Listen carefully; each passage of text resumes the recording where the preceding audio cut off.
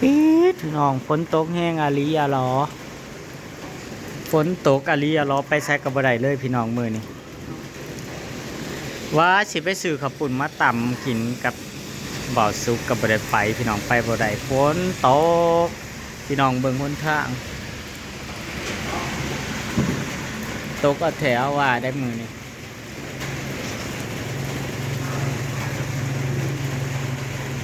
โอ้ยพี่น้องไอ้ฝนก็ตกเบิดมือเบิดเว้นมือนี่นะทั้งข้าเจ้าอันเอาผีลงป่าลงปลาซ่าจากสิเผาใหม่บ่ค้าขนาดนี้นะน้ำตาผู้ตายบ่ข้าเจ้าว่าลุงเป็นห่วงลูกห่วงเต้าห่วงลูกห่วงผัวยังหน่อยยังนุ่มสิแหละพี่น้องเอ้ยความเจ็บความขายความตายนี่แคว้นข้อสะบัดยางบริตีเถ่าตีแก่ตีหน่อยตีหนุ่มสวัสดีอีกรอบ3 โมงก็แล้วกันพี่น้องเอ้ยยังบ่ทันได้กลับจ้าเพราะว่ากลับบ่ได้ฝนมันตกทีมงานบ่าวสุกอำมาลาบ่าวเอื้อบ่าวนำกับบ่ได้กลับจ้าส่วนตุ้ยกับอาเต้ฝนตกไม่ได้มาเด้อจ้าเพิ่นก็อยู่บ้านนะว่าเพิ่นละเพิ่นโกงฝนตอนนี้ลีโอกำลังจะมาตำกระปุ้นต่ออีกพี่น้องเอ้ยในเมื่อมันกลับบ่ได้เลยชวนเพิ่นบ้านนอนบ้านข่อยบ่ต้องเมื่อ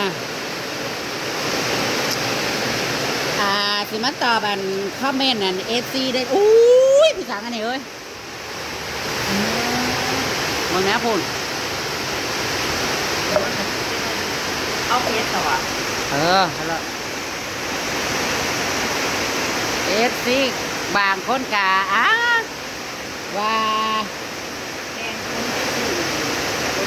โอ้ยมันคือมั่วใช่ปะโทรศัพท์ข่อยคือมั่วใช่ว่าอมรากับบาวซุกนู่นนี่นั่นโว้ยเนาะเขาเป็นเพื่อนกันค่ะเขาไม่ได้พีดอะไรกันเขาไม่ได้มีอะไรกันบางคอมเมนต์ก็ว่าไม่สงสารบ่าวเสือหรอว่าสันอ้าวบ่าวเสือเราก็ไม่ได้คิดอีหยังเราก็หู้อยู่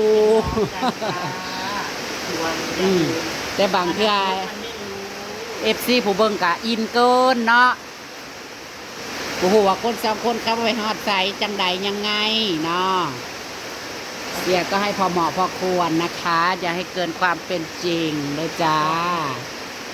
เขาอาจจะเป็นเพื่อนกันหรือว่าอะไร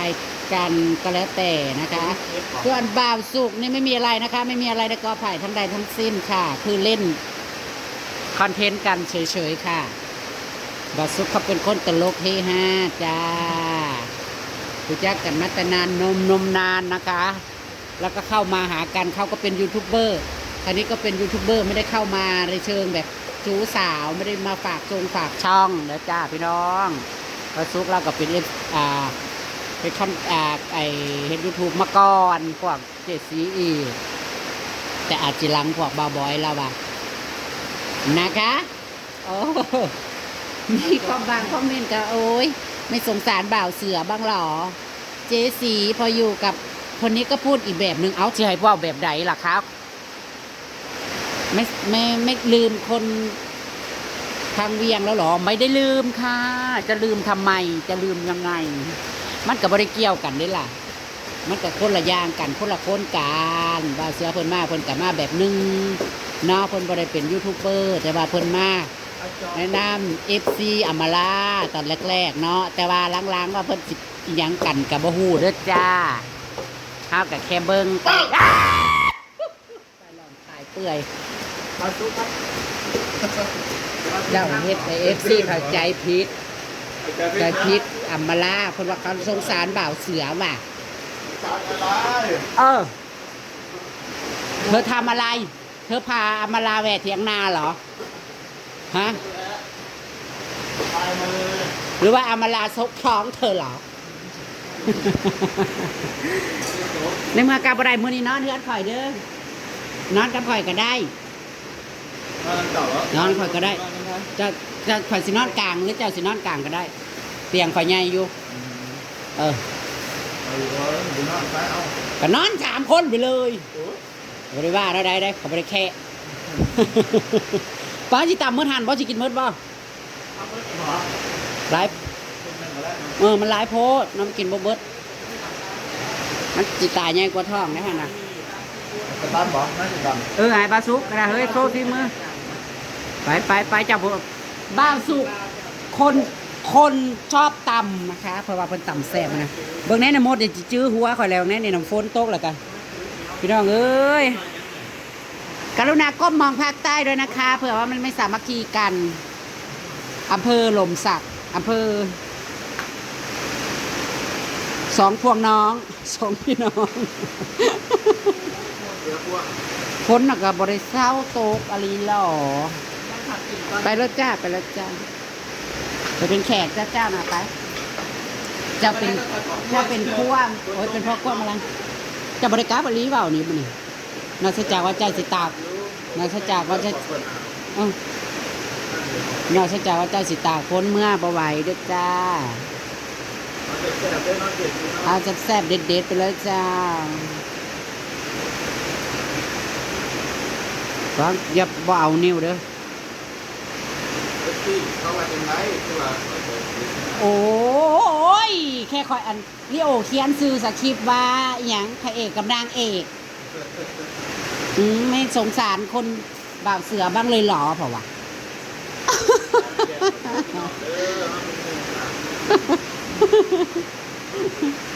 ประสงค์เรากับมีแฟนเหรอเนาะน่ะเราไปมาหาสู่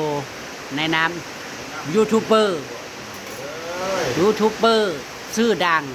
มาเยี่ยมยูทูบเบอร์เสียงดังซี่พี่น้องแมนอยู่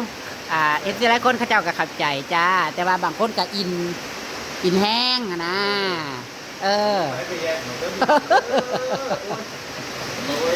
จะเป็นสวยอย่ามาล่าจะเป็นมึงสวย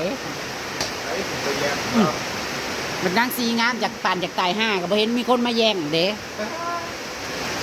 มาแย่งหนูนะจ้ามึงบ่ได้สวยค่ะวะกับมึงบ่ได้สวย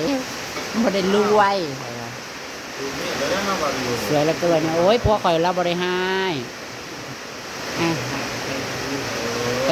คันมีคนมาหักเมียเราก็ดีใจนำเราไม่ได้ห่วงได้เราก็ดีใจภูมิใจว่าเมียเรางามมีคนมาหักนะเผื่อใจบ่กล้องขาพระเจ้ากับสิมืดฟ้ามั่วดินในเรื่องจังหน่อยพี่น้องพอพลมันมืดฟ้ามืดฝนโอ้ยังอีกขวดนึงนะมันจางมันสิจาง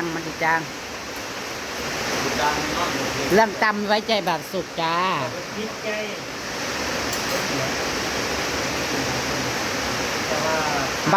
บาซุกบาน้ำเพื่อนอันเห็นเจ้าเพื่อนว่าป้าคนบริวารเราสิสูงเพื่อนว่าสูงกว่าหอดเบาเอื้อเพื่อนว่าเบาน้ำมาเล่าเบิ้งแมนบัดคอยนะเบิ้งในคลิปโตใหญ่เพื่อนไอริโอว่าอ้าวบัดว่าเบิ้งตัวจริงพอคือตัวน้อยๆนึงเพื่อนว่าคอยเตี้ยๆนึงบัดเบิ้งในคลิปผัดคอยผัดคือผู้ใหญ่คือโตใหญ่โอ้ใส่ร้ายแซ่บร้ายใส่หน่อยมาเจอซื้อจนเบิร์ดยังอยู่ในถุงนะบ่มีบ่เบิดบ่เกลือนั้นมันยังอยู่คือตัวอย่างนี้เราซื้อมาป้าแท้กระแห้งอันนั้นรสดีค่ะน้ำตาล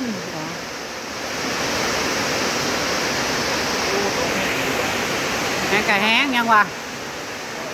แห้งบนโต๊ะจังซีแล้วก็หมูขน้อยก็เป็นคัดเป็นไอเป็นไข่พี่น้องเอ้ยฉีดยาจนสิบ่มีหูปอนเข็มเขาเลยเมื่อยเด้พอหน้าพ้นนี่มันจะเอาใจยากก็เลยได้หมูมากาใกล้ก็ได้ปีนี้ผัดเถอกับพ้นดีซะ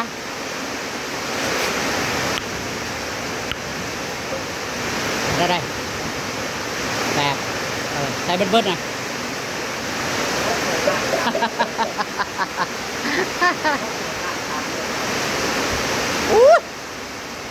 รถต้มนั่นนี่กาฟ้าดังเหรอมันเกิดแล้วนี่มันอยู่แล้วฝนตกบ้านน้องฝ่ามันร้องถึงบ้านพี่ตกฟันร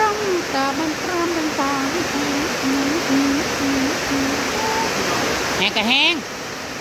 ก็ยังก็บ่อยากได้ยินเราพี่น้องเลยป่ะนี่หมดก็คืนเพื่อนคอยว่าสั่นเพื่อนตำแล้วนี่แล้วเราจะพ้นโต๊ะราคายั่วเยี้ย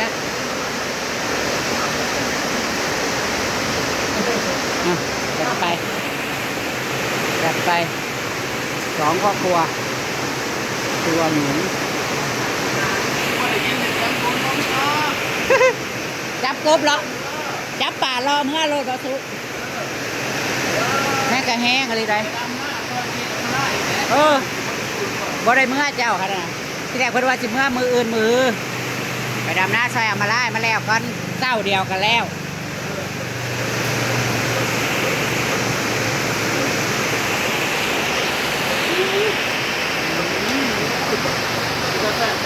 ยวบได้เฮ้ยแบบขึ้นหยอกเลยจ้าในเมื่อเราไปไหนมาไหนไปทำคอนเทนต์ก็ไม่ได้ค่ะที่แรกว่ากันว่าจิไปท้ายอะนะพี่น้องเบิ้งผู้ใดได้เบิ้งเพจบ่าวซุกนะจ้าคลิป3 ล้านละค่ะตอนนี้ดังแห้ง3 ล้านวิวค่ะคลิปสาเหตุที่เป็นกระเทยว่าย้อนหยังยั่วบ่ใส่เบิร์ดนั่นนี่ยานมันบ่แก่ ยามันจางเหรอ ไปกินครับก็ได้ ว้าวฝ่ารองแต่ค่ะชิมเบิงชิมหลายๆเนี่ยแบบสุดยอดก็ต้องเติมหยังใช้จานใหญ่เนาะแล้วจานไหนตาแซ่บบ่พี่น้องเลย ครับถือหน่อยด้วยพี่น้อง ลวกมากินจังเลยเข็ดแค้ว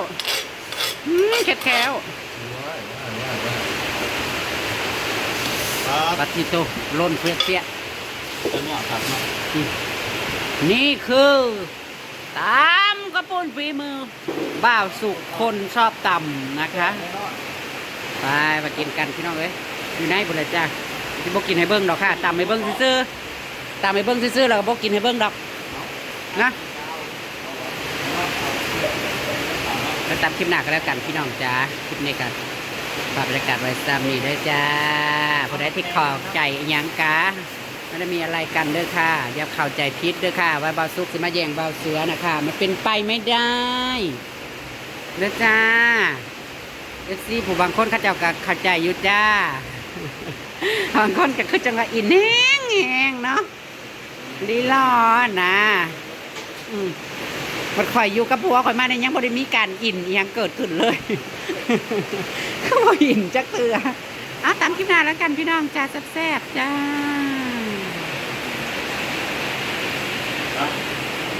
มืดดิถึงทาง